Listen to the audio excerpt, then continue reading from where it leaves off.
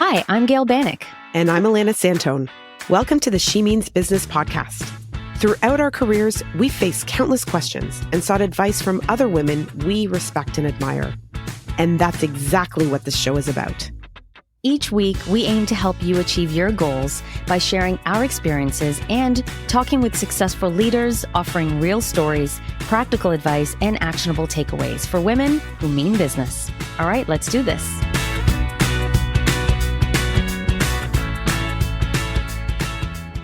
Hi, everyone. Today's episode features Megan Anderson, Global Client Director for Microsoft. Our chat with Megan was so great and had so many different themes and interesting topics that we've split it into two rich episodes. So have fun listening to this episode, and then stay tuned for the second part, which delves into some other cool and different themes.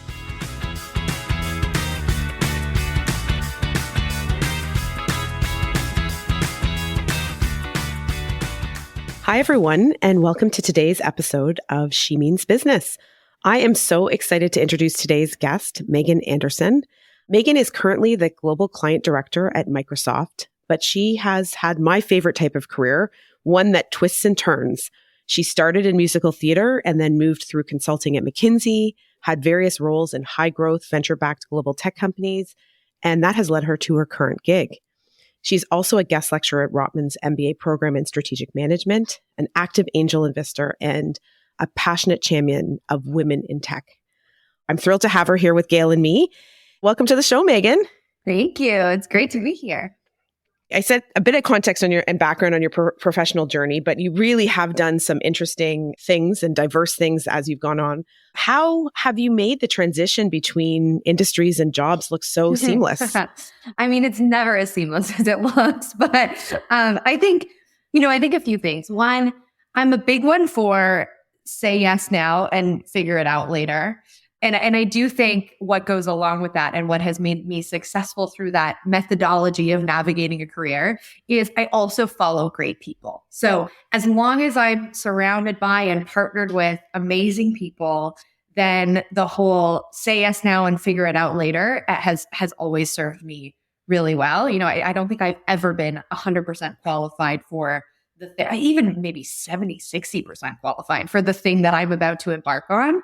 And then, of course, I mean, the other side of that, of course, is you have to work your tail off when you're in a position where you've said yes and you don't quite know the details. So have you hit any roadblocks as you've gone? Oh, for sure. But I think the thing that helps me navigate the roadblocks is kind of back to the people. And you'll hear this, I think, echo throughout my entire career story is, again, if you're surrounded by great people, then when you do mess up, when you do find yourself in a position where you're not happy or you are failing or you are then surrounded by great people, you can figure out your next move. And then I think also, like, for me, I really do love the process of learning, and learning has to come with failure, and not like catastrophic failures, but mini micro failures along the way. But if you learn to truly love the process of learning, then those failures don't feel like they're the end of the world. They just, feel like the process. And, I come home, I like blast musical theater in the house and I cry about it for 24 hours and then I went back to it the next day. My husband always knows when it's a good day or bad day based on it by playing like Les Mis or Wicked.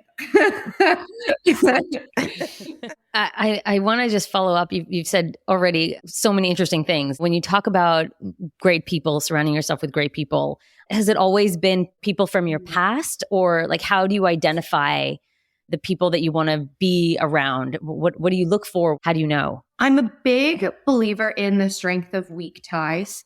So that idea of some of the best people that you're going to work with, you don't actually know directly, but your kind of first, second tier network, the people that they end up introducing you to are going to be pretty awesome people. And so that's kind of number one. Number two, I'm a super curious person. And I actually keep a like bank of questions that, become go-to questions that really help me get quick reads on people. And sometimes those initial reads are wrong, but really just asking questions and really trying to understand what drives someone? What are their values? One of my favorite questions to ask someone is, it's also an interview question I ask. If in a year from now, something has gone totally awry, what was the cause of that? It's called a post or a pre-mortem. And just hearing people's thought process of just like how they answer questions, then I find myself kind of naturally drawn or not drawn to people. And so relying on my network to introduce me to great people and then asking really like cutting questions, I think helps me get a read.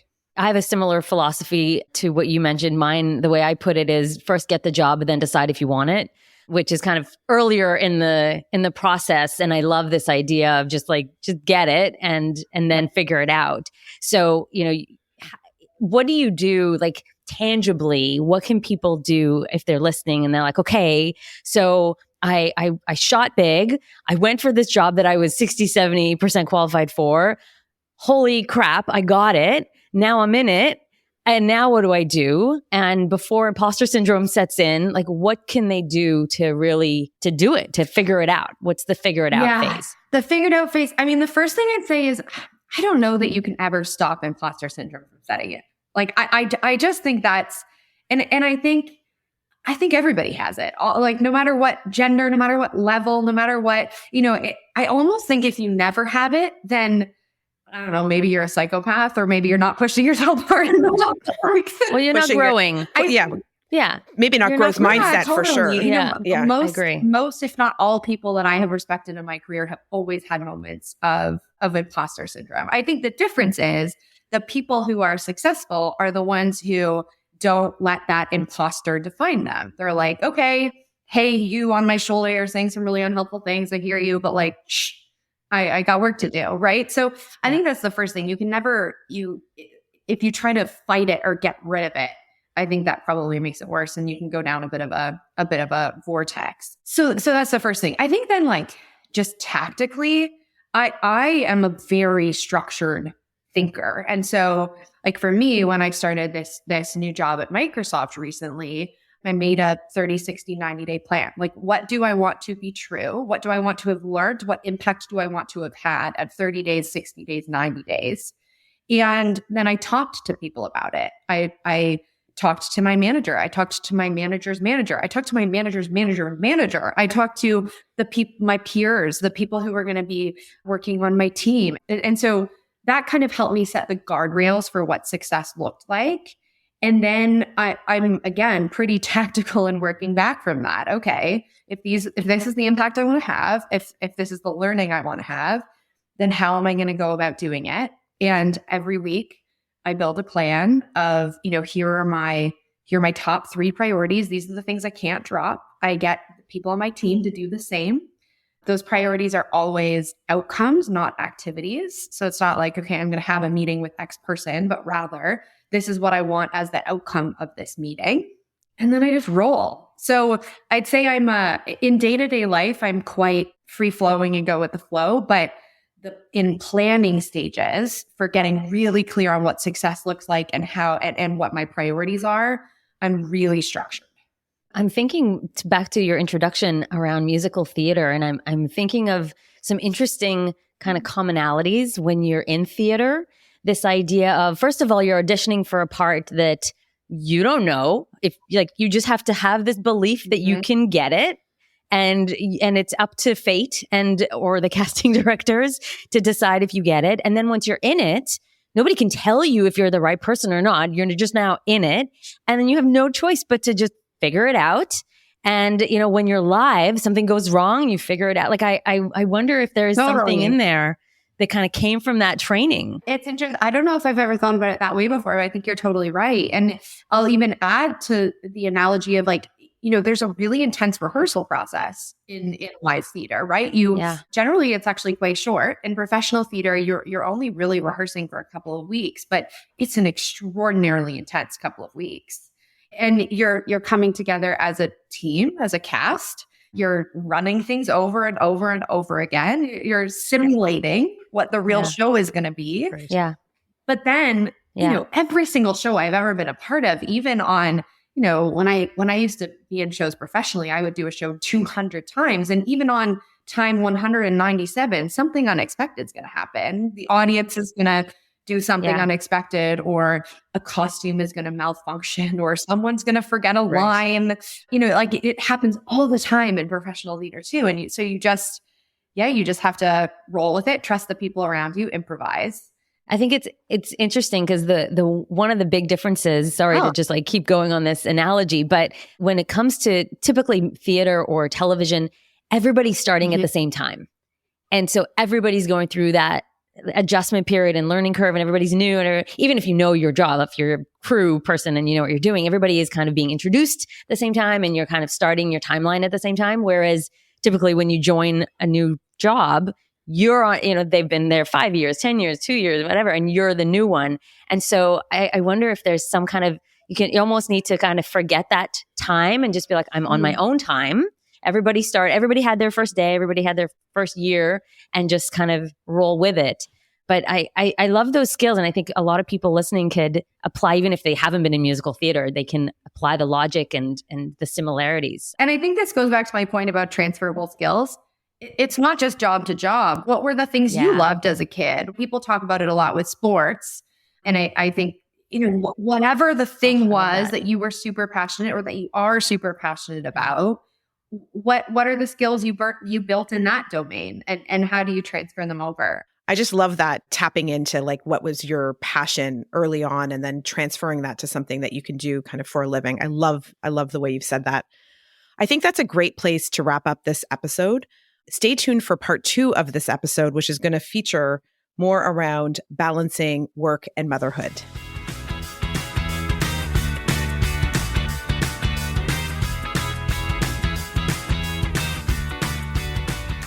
Wow, there was so much in that episode.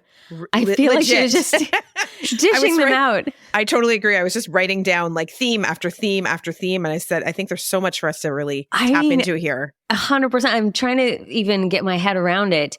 And so, okay, the first thing I can think of is this idea of say yes and figure it out later, which totally resonates with me because, like I said, I have this mentality of like, get the job, then decide if you want it. And I feel like, you just get it. You don't know what happens. You don't know what's going to happen. You don't even really know what the job is. I think like you get a job, you read the job description, and it's a version of what that job is. I totally agree. And I think for our listeners and for people who are thinking about this, I think we have a tendency to pull ourselves back from that. Like that theory of say yes and then go, or say yes to the interview and then say no to the job.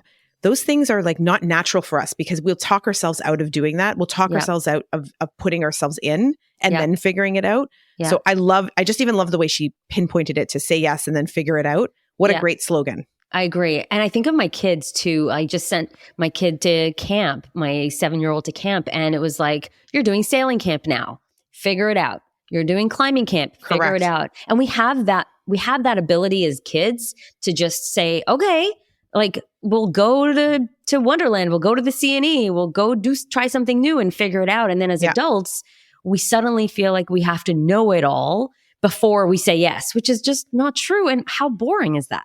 Well, and I think also it ties to 2 or 3 other things that Megan said, which if you combine, really kind of make the meat of the statement. Because she said, say yes and figure it out later. But she also said, follow great people. Yep. And she also talked about the importance of failure. Yeah. I love it. The mini micro failures. Exactly. I love that. Yeah. And the micro failures, the failures, like making a bad choice in a job or whatever. Yeah. And I think about my own personal experience. Like when I started in digital about 8 years ago, 0 digital experience. Yep. Not a lot of capability within the organization I was starting in. But I said yes to an opportunity because I loved the company and I loved the opportunity. I followed a great person, great people who I knew were there and who would support me. And in a way, I just said to myself, well, if I fail, at least I tried. And those 3 things, I mean, it's very unlikely that any of us are really going to fail because nobody really failing. No. And they're just choices. I always say to my kids, they're just choices that you make. And then if you make a choice that doesn't work for you, just make another choice to follow on to that. But I just love the way she combined those things because I think as a no matter where you are in your career, if you can have that philosophy of, okay, I may try something that I'm not going to feel comfortable with. I don't know everything. I'm going to figure it out. I'm going to identify the people in my career that are people who I want to hitch my ride to, who I want to follow on.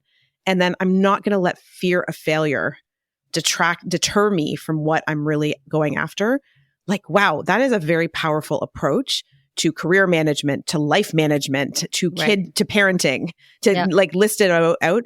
I think that was really powerful. Well, if you add it to her next point around imposter syndrome, which is also related of like, you know, I heard it, I don't remember where I heard it, but I heard it on another podcast around this way of interpreting imposter syndrome as actually a great thing. Because if you feel it, that means that you're going out on a limb, that you are trying something new, that you are growing, that you're developing, that it's actually good. And if you don't feel it, then you should be pretty bored and or comfortable. Or you're not challenged, or you're not challenging yourself, right? Very early in my 100%. career, I had a mentor and a leader who said, "Are your palms sweaty?"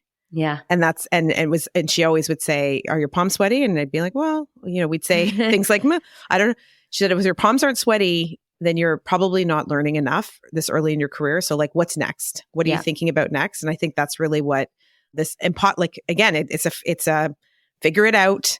Don't fear failure, put yourself in. And I think I loved what Megan said. I follow this practice too of you come home, you wallow for 24 hours and then it's on with the next, because you can be sure that if you feel like you've done one of these micro failures, the people who are around you who thought about it for like a second. Not even. Yeah. Well, I didn't even notice it. I quote Dr. Phil. He said, "You wouldn't worry so much about what people thought of you if you knew how seldom they did." Exactly. They're not thinking about what you said in that meeting. Totally. It was so insignificant to them. They're not thinking about how you stuttered in that presentation.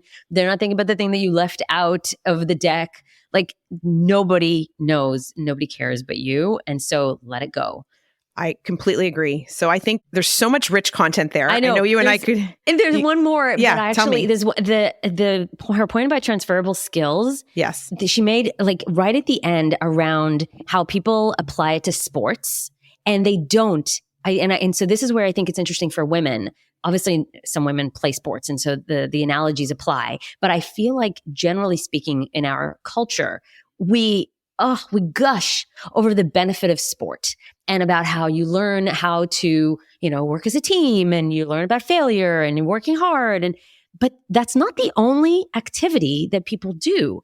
And yet it's the only one where I can think of that we constantly talk about the transferable skills. And I think about when you play music.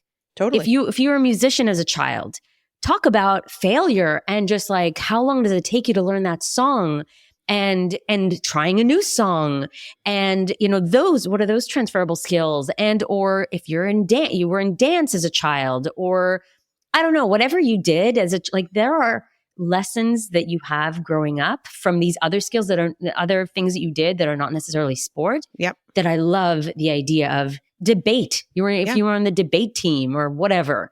And so she kind of opened my mind out about that because I hadn't thought about it. It's a great point. And I think the music one really resonates with me. I mean, I played sports growing up, but I was really musical. And I always use with my team and my broader team, this notion of an orchestra and a conductor and that transferable skills of you playing a part within, really kind of harnessing, like I played an instrument, but we only sounded as good as every other instrument that played together. Yeah. So that notion of taking your personal experience and using that as metaphors for how you lead your teams. I think it's and what do you transfer from each of those experiences into the experience you're in? It's a great point. I played baseball growing up, but I don't feel like I got that much out of it. But I was in a vocal group and it was very much a show must go on. Right. And we're all part of it. Like I got more about teamwork from that than I did, I think, from being a catcher. Catcher was actually really fun because I got to be the boss and tell everybody what to do. I could totally see you liking that. But it's great. Juicy. That was juicy. That was awesome. Thank you. Yeah. Thanks, Megan. Thanks, Megan.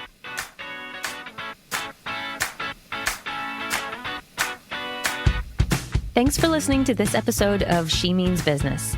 If you enjoyed today's show, please subscribe, rate, and review us wherever you listen to podcasts, and head over to our show notes where you can find helpful links and summaries of key points from the episode. We'd also love to hear from you on LinkedIn or Instagram, so please follow and DM us at the She Means Business podcast. See you next time.